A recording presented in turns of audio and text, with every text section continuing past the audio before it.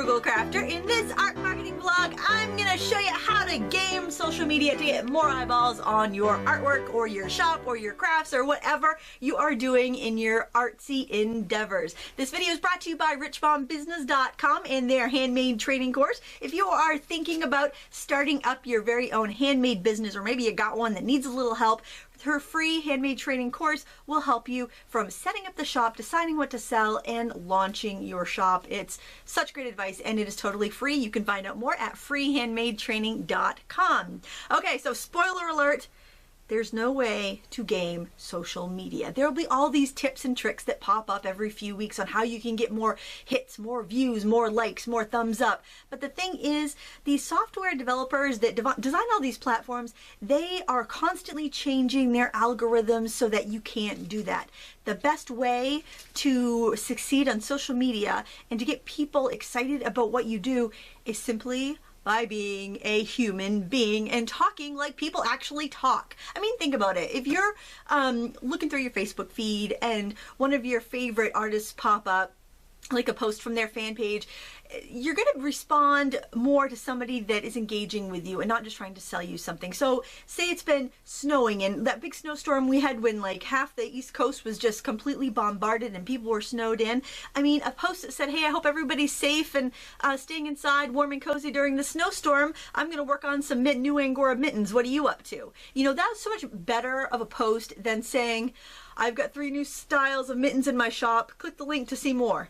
I mean, one post shows that you care about your fans, that you care about your community. The other post says, let me just tie into a current weather thing and try to sell you something. See how it's different?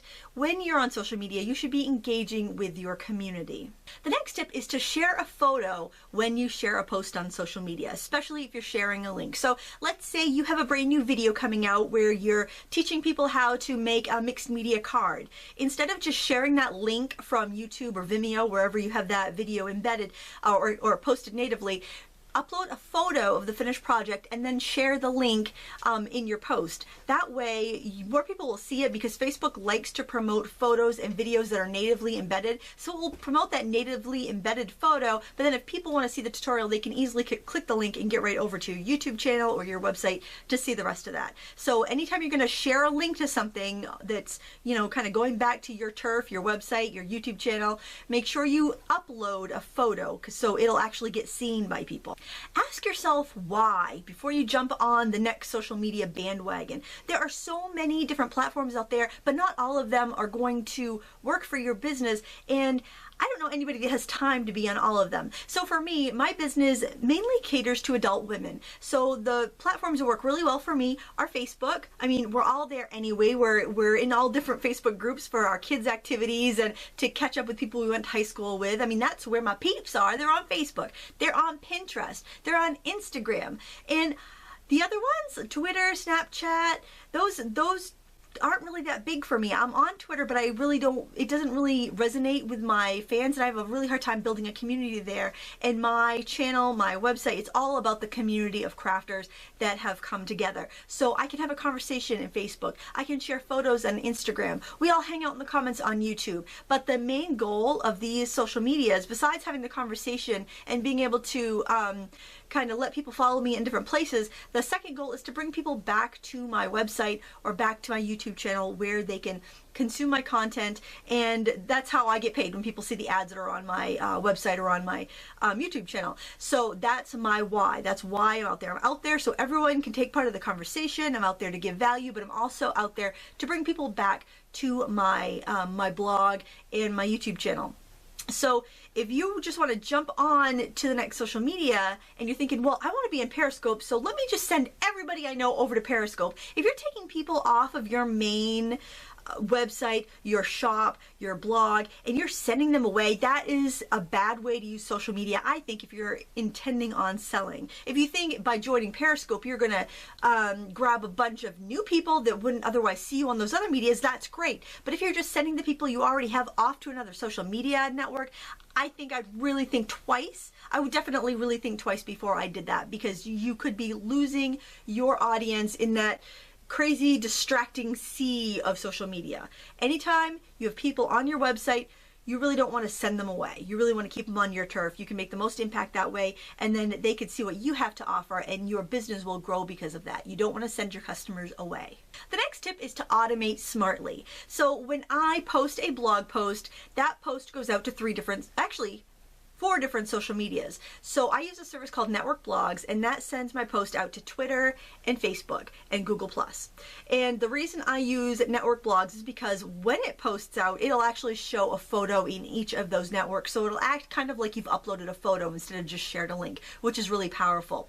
The other thing I use is a publicize feature in my WordPress site, and it sends it out to LinkedIn. Now, LinkedIn is a totally different kind of social media network. It's more like business to business social media. So it's not anything that would really kind of benefit my audience, but anybody following me in LinkedIn, like my colleagues or other designers that I'm friends with or in circles with, can kind of see that content. And if it's something like an art marketing vlog, they might want to come over and read more and listen more and kind of hear what I have to say about the topic. But for kind of interacting with my customers and my community, that works really well, because not only does it give me, not only do I make my content for my blog, but it also gives content to Twitter, to Facebook, where most of my people hang out, and to Google+, where a lot of people also still hang out. Now, when my YouTube videos go live, it sends out a tweet and it sends out a Google+ post.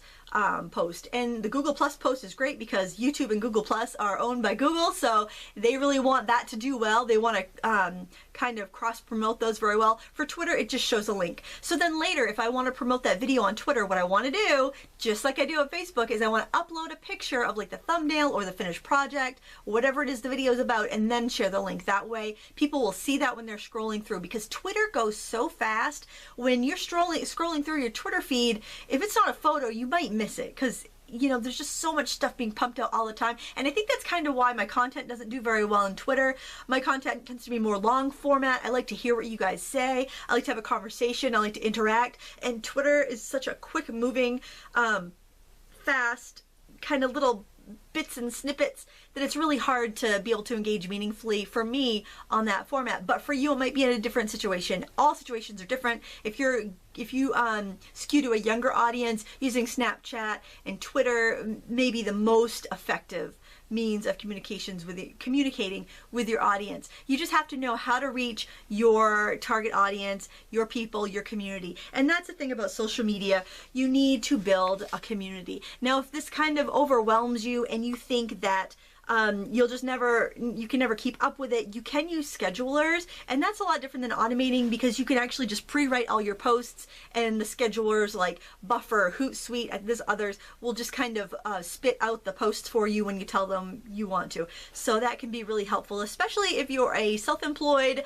artist trying to, make your art and also promote your art at the same time. It can be very time consuming, so scheduling can work out well too. See, there's no real way to game the social media system except for be a person, and you wouldn't believe how many brands get this wrong. They aren't a face. You need to put a face to your art. People want to know you, especially with art or crafting. They want to see who made the awesome thing, and that is you. So be yourself on social media, and only good things will happen, I think, anyway. So what do you think? Do you like social media? Do you find it's helpful for your art and craft business, or do you think it's a waste of time? Let me know in the comments below and tell me what your favorite platforms are. I want to thank our sponsor, richmombusiness.com, for sponsoring today's episode. Please check out her free handmade training at freehandmadetraining.com. There's a link in the video description, and it'll tell you everything you need to know about setting up your craft business. I want to thank you so much for watching. Until next time, happy crafting.